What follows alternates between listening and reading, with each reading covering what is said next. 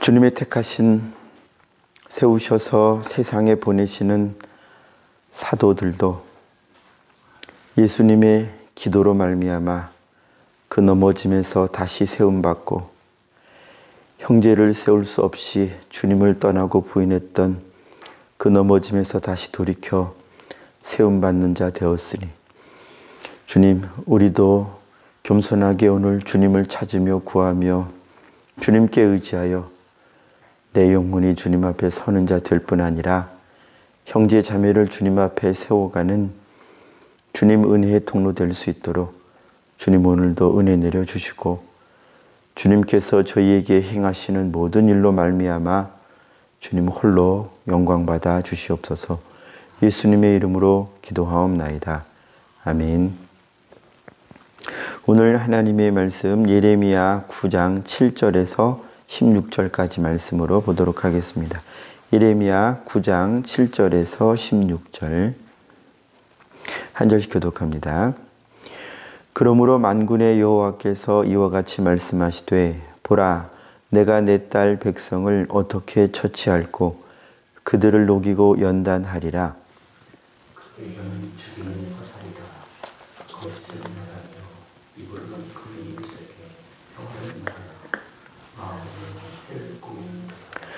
내가 이 일들로 말미암아 그들에게 벌하지 아니하겠으며 내 마음이 이런 나라에 보복하지 않겠느냐. 여호와의 말씀이니라.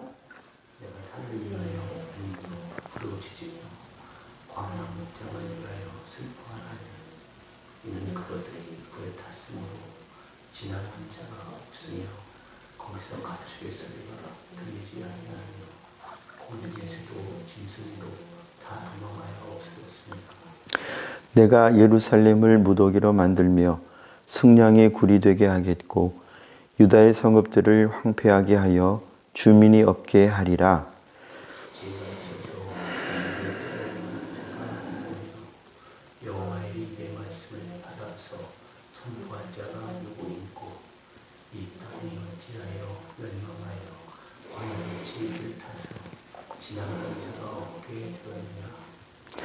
여호와께서 말씀하시되, 이는 그들이 내가 그들의 앞에 세운 나의 율법을 버리고 내 목소리를 순종하지 아니하며 그대로 행하지 아니하고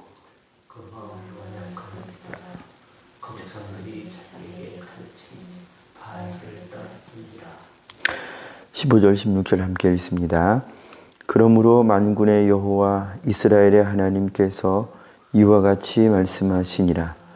보라, 내가 그들 곧 이 백성에게 쑥을 먹이며 독한 물을 마시게 하고 그들과 그들의 조상이 알지 못하던 여러 나라 가운데에 그들을 흩어버리고 진멸되기까지 그 뒤로 칼을 보내리라 하셨느니라. 아멘. 오늘 읽은 말씀을 가지고 누가 주의 일을 이라고 하는 제목으로 하나님의 말씀을 잠시 살펴보고자 합니다.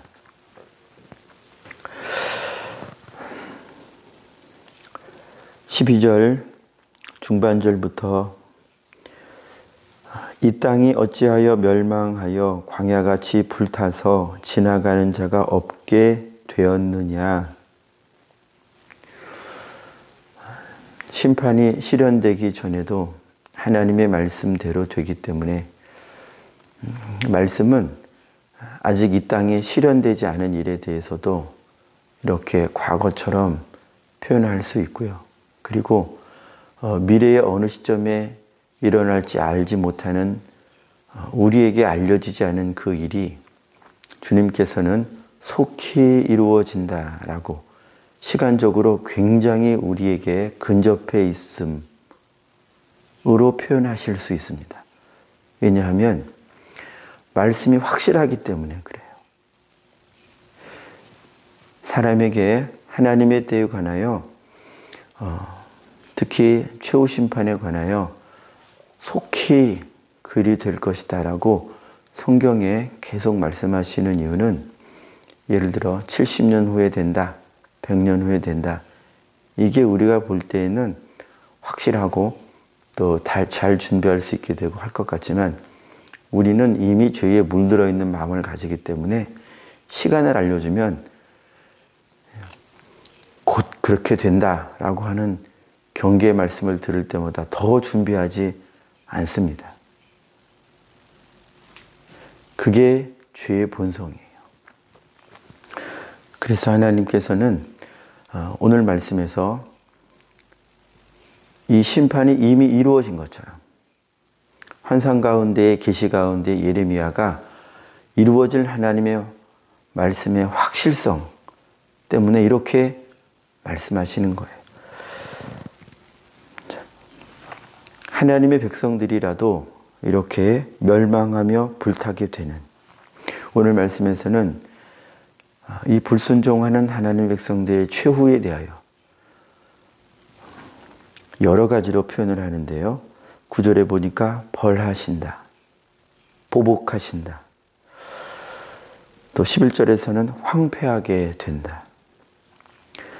지금 읽은 12절에서 멸망, 그리고 16절에서는 진멸, 그리고 칼을 보내시겠다. 이런 섬뜩한 표현들을 하십니다. 왜냐하면 이건 영적으로 사실이기 때문에 그래요. 육신적으로 사실이 아니라 영적으로 사실인 게 더 무서운 것입니다. 육신 가운데에 사람들이 부러워할 만큼 평안하고 안락한 생활을 하다가 야, 하나님이 어디 있냐? 또 사람들 눈으로 저렇게 잘 살다가 죽는데 하나님의 심판이 어디 있냐 싶은 것은 사실 더 무서운 거예요. 성경에 있는 것처럼 비유의 말씀이긴 합니다만 이 세상에 잘 살다가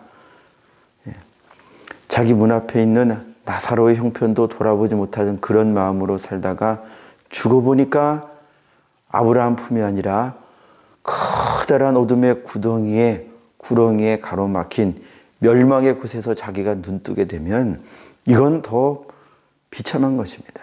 차라리 육신을 입고 있는 동안에 경고를 받고 경책을 받고 소리를 들어가면서 때로는 징계를 받아가면서라도 돌이킬 수 있다면 그게 복인 것이죠.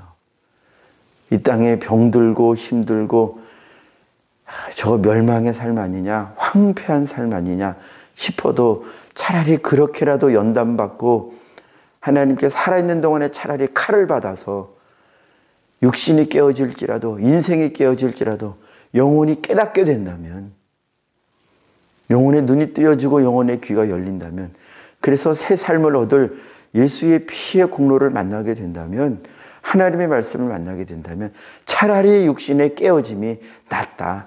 이건 비교할 수 없는 복이다 하는 것이에요. 육신에 속한 것은 영적인 것과 결부되었을 때 그 영적인 것이 멸망이냐 생명이냐, 생명의 것과 결부된 것이라면 핍박받고 징계받고 빼앗기고 죽임당하는 것이 복이다 하는 것이고요. 그러나 멸망과 붙어있는 것이라면 이 땅에서 아무리 부유하고 이 땅에서 아무리 사람들이 부러워할 만한 삶을 살아도 그건 안 된다 하는 것입니다. 자, 하나님이 그래서 이렇게 멸망받는데 누가, 자 12절 말씀, 누가 이런 나의 백성들에게, 누가 이런 세상에게 이 멸망이 확실한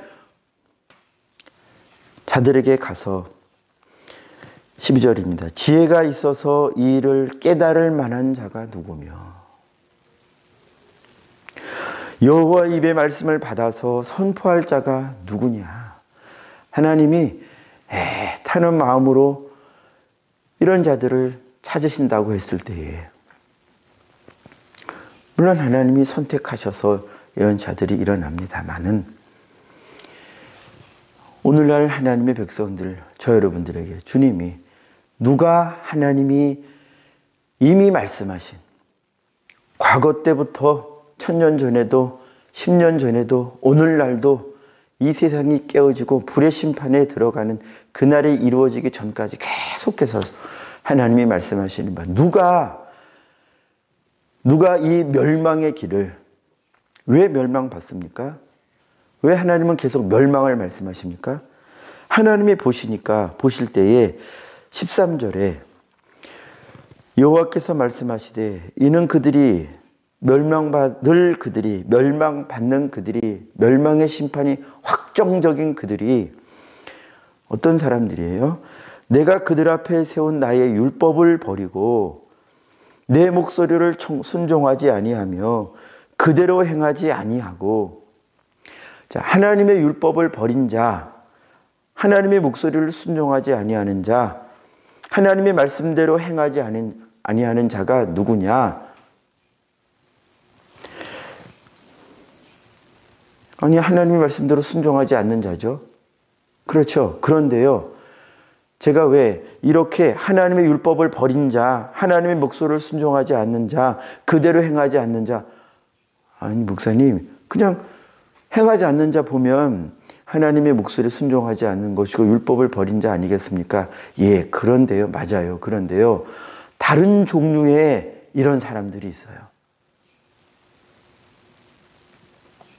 겉으로는 하나님의 목소리를, 하나님의 율법을 버린 자가 아닌데 속으로 하나님의 목소리를 버렸으며 율법을 버렸으며 그대로 행하지 않는 자가 있기 때문에 제가 다시 한번 이런 사람이 누구인가를 또 보려고 하는 것입니다. 8절 건너가 올라가 보면요, 그들의 혀는 죽이는 화살이라. 자, 이 그들이 또 나와요. 혀는 죽이는 화살이라. 자, 분명히 죽이는 화살이라 했지요.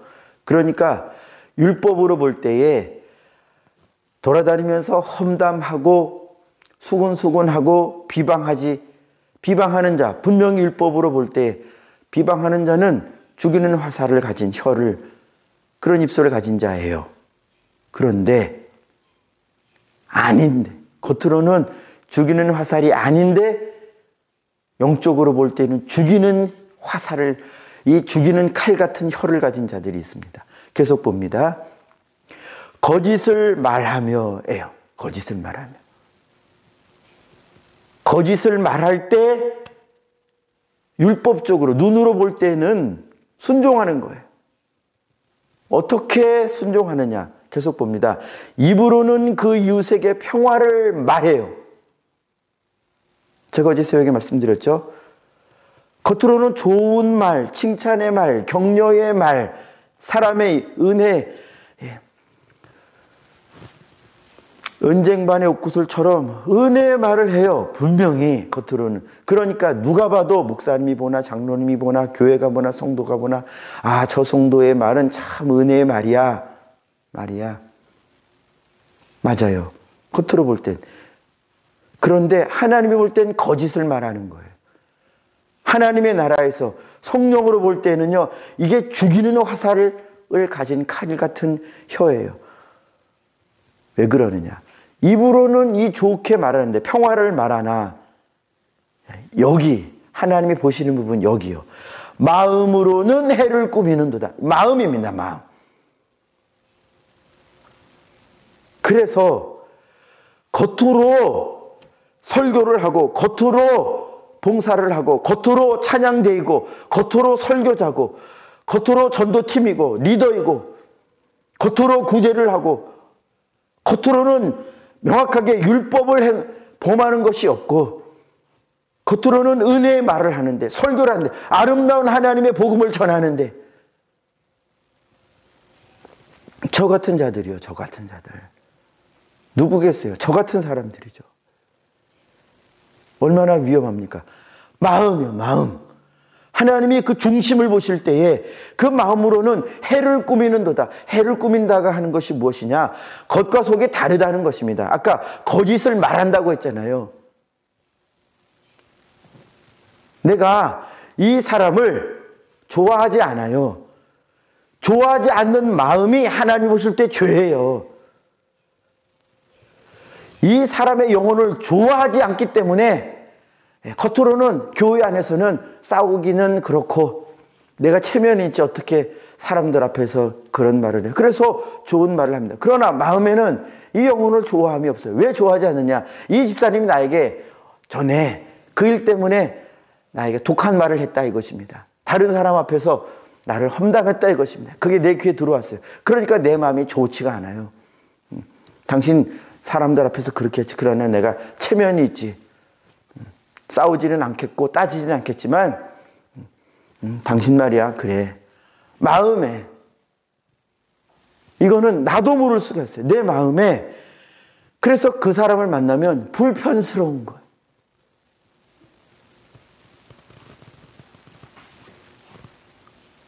이건 목사든 장로든 권사든 집사든 평신도든 상관이 없는 것입니다. 우리의 마음을 하나님이 보실 때, 그래서 요한 1서에서 형제를 보이는 바 형제를 사랑하지 않는 자가 보이지 않는 바 하나님을 사랑할 수 없다. 형제를 사랑하지 않는 자가 누구냐? 형제를 미워하는 거예요. 우리는 형제를 적극적으로 미워할 때, 나는 하나님을 사랑하지 않는구나.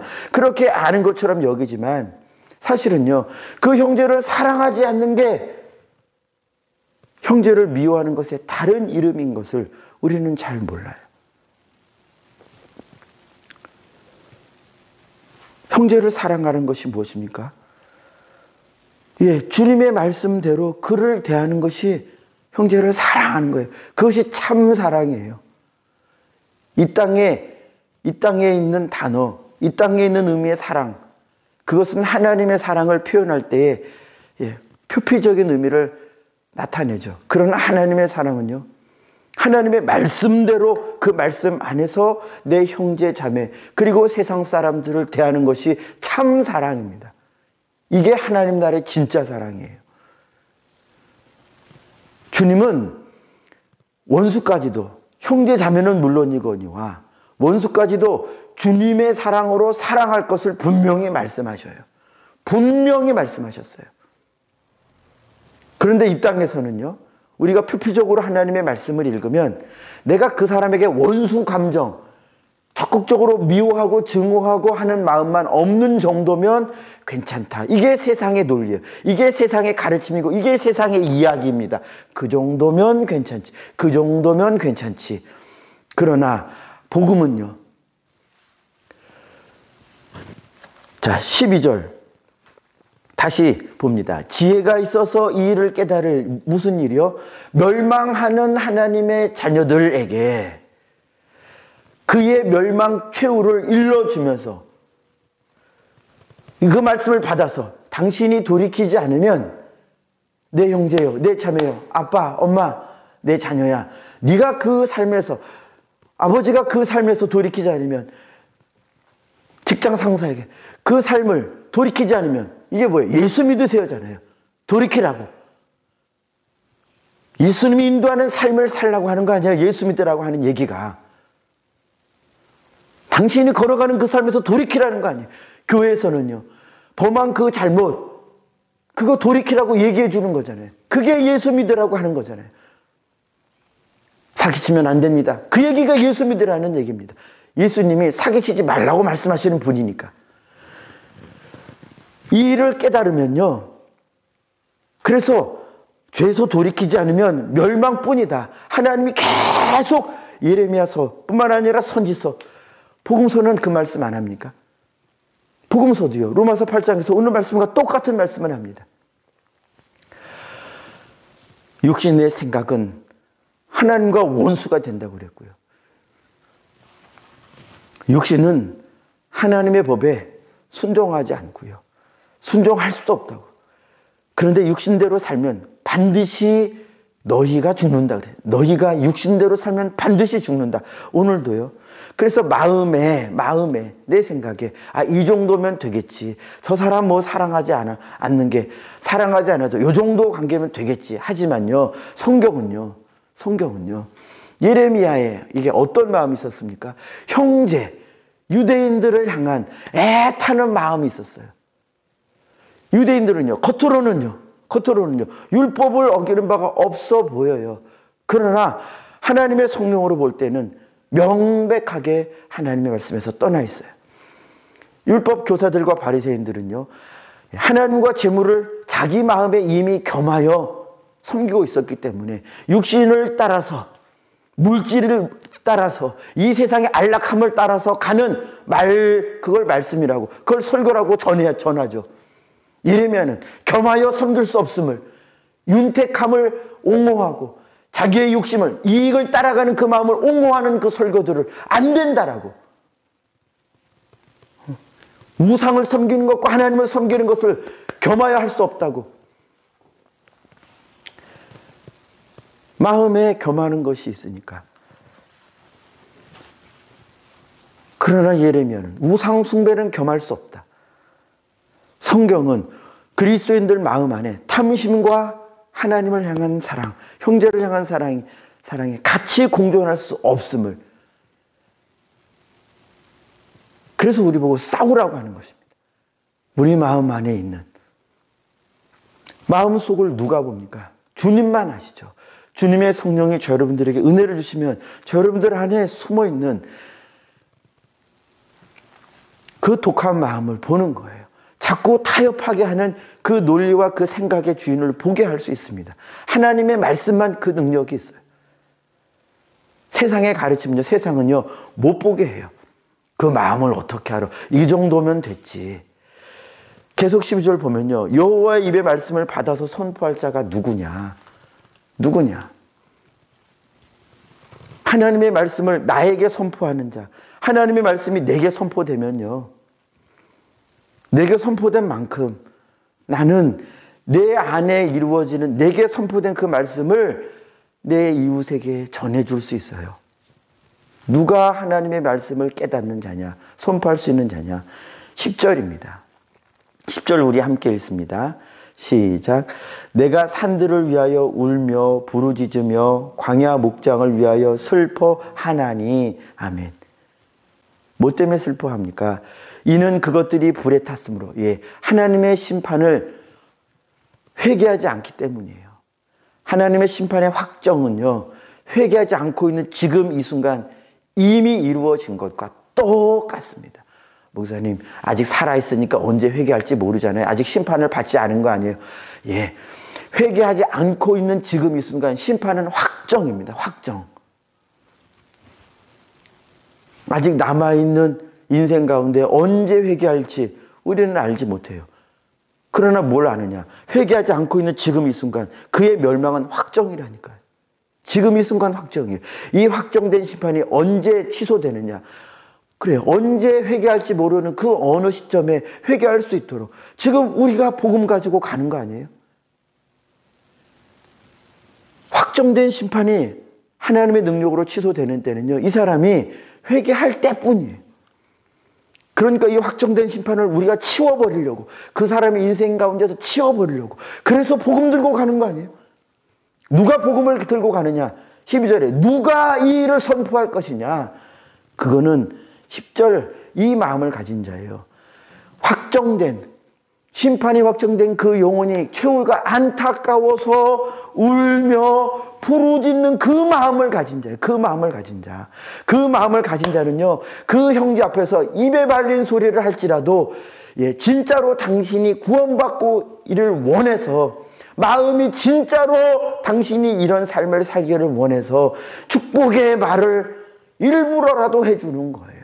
그런데 어떤 사람은요, 8절에 입으로는 똑같이 축복의 말을 하고 격려의 말을 하기도 하고 칭찬의 말을 하지만 그냥 할 수 없어서, 어쩔 수 없어서 말하는 자가 있는가 하면, 체면 따라서 사람들의 평판과 이목이 있어서 그렇게 하는 자가 있는가 하면, 시켜서 그 말 하는 자가 있는가 하면, 어떤 자는 10절처럼 그 마음에 정말로 당신이 이렇게 축복받기를 원하고 정말로 당신이 이렇게 되기를 원해서 하는 자가 있어요. 이 사람이 누구냐? 혼자 있을 때 하나님 앞에 그 영혼을 위하여 슬퍼하며 울며, 아직도 회개하지 않는 그 영혼을 슬퍼하며 울 수 있는 그 진심을 가졌기 때문에 우는 자죠. 우는 자. 그 사람 앞에서는 웃으면서 축복하고, 웃으면서 야, 교회 같이 가. 나랑 같이 한번 밥 한번 먹어. 내가 좋은 맛있는 거 사줄게. 왜 그렇게 해요? 복음이 어떻게 해서든지, 예수님의 말씀이 어떻게 해서든지 그 심령 안에 씨 뿌려지기를 간절히 바라니까 그러는 거예요. 이거는 거짓된 행위가 아닙니다. 마음에 진짜 그 심정이 있으니까. 애타고 불타는 마음이 있으니까. 그런데 주님이 보실 때 그 마음에 그게 없어요. 없는데 전도는 해요. 이게 뭐예요? 억지로 끌려나가서 전도하고, 억지로 시켜서 찬양하고, 억지로 시켜서, 물론 그것도요, 하나님이 인도하시는 방법이기도 해요. 그러나 저는 지금 말씀드리는 게, 마음은 진짜로 아닌데, 감추어서 내가 하나님의 말씀을 지키는 겉과 속이 다른 때, 그런 경우를 말씀드리는 거고요. 하나님이 보실 때요, 그 마음에 하나님을 향한 움직임이 없는데 겉은 이렇게 하면서 내가 하나님의 말씀을 지킨다. 아, 내가 하나님의 세움받은 기름 부음 받은 자다 하고 의시되고 하는 자들을 가리키는 것이겠죠. 그래서 말씀을 마무리하겠습니다. 우리 마음 안에는요, 우리의 겉과 똑같은 것이, 그 겉을 자동적으로 자연스럽게 우러나게 하는 하나님의 것, 하나님의 성령이 있어야 해요. 이것은 우리가 행할 수 있는 것 중에, 즉 우리가 행할 수 있는 것 중에 우리에게 약속하신 것을 통해서 하나님의 사랑이 부어지는데요, 그것은 기도입니다. 로마서 5장 5절 말씀에 성령으로 하나님의 사랑이 우리 마음에 부음받는다 했어요. 근데 누가복음 11장에 보면은요, 구할 때, 찾을 때, 문 두드릴 때, 그때 하나님의 성령을 부어주신다고 했어요. 기도할 때 하나님의 기름 부으심이 있습니다. 그래서 기도를 10분, 20분, 기도를 더 얼만큼요, 하나님의 성령이 내 마음 안에 하나님의 마음을 부어주실 때까지, 그 마음이 부어지면요, 그때 예레미야처럼 울며 불며 통곡하며 그 영혼을 붙들고 기도할 수 있고요, 그때로부터 그를 향하여 진짜 백의 마음을 가지고, 작은 행위 하나도 진짜 백의 마음을 가지고 가는 거예요. 아무쪼록 오늘도 주님의 마음을 구하며, 주여 내 겉과 내 속이 똑같아져가는, 말씀 안에서 똑같아져가는, 그렇게 하나님의 입의 말씀을 받아서 내가 삶으로 선포하는, 멸망해 가는 영혼들에게 내가 삶으로 하나님의 복음을 선포하는 자가 되는 저 여러분들이 되기를 축복합니다. 기도하겠습니다. 주님, 누가 주의 말씀을 받아서 복음을 선포하며 이 복음을, 하나님의 말씀을 깨달아, 그 마음에 깨달아, 그 마음에 이루어져, 그 이루어진 말씀을 세상에, 이웃 형제에게, 자매에게, 부모에게 전할까? 하나님 앞에 기도하는 자입니다. 주님, 겸손하게 주님의 능력을 구하고 주님만이 이 일을 내 안에서 행하실 수 있음을 알고 믿고 깨닫고, 나는 겸손하게 주님 앞에 무릎 꿇고 두 손 들고 기도하는 자 되게 해 주시옵소서. 주님의 능력을 받아, 주의 마음을 받아 주의 성령으로 충만하게 되어 내 힘이 아니라, 나는 이 세상의 어느 것도 이길 수 없으며 내 속에서, 저 사람 속에서 역사하는 악한 자의 역사를 우리 스스로만은 이길 수 없음을 깨닫고 주님을 의지하여 주님으로 승리해가는 기도하는 자 되게 해 주셔서, 주여 주의 말씀을 이루어가는, 복음을 이루어가는 하나님의 자녀들 오늘도 되게 해 주시옵소서. 예수님의 이름으로 기도하옵나이다. 아멘.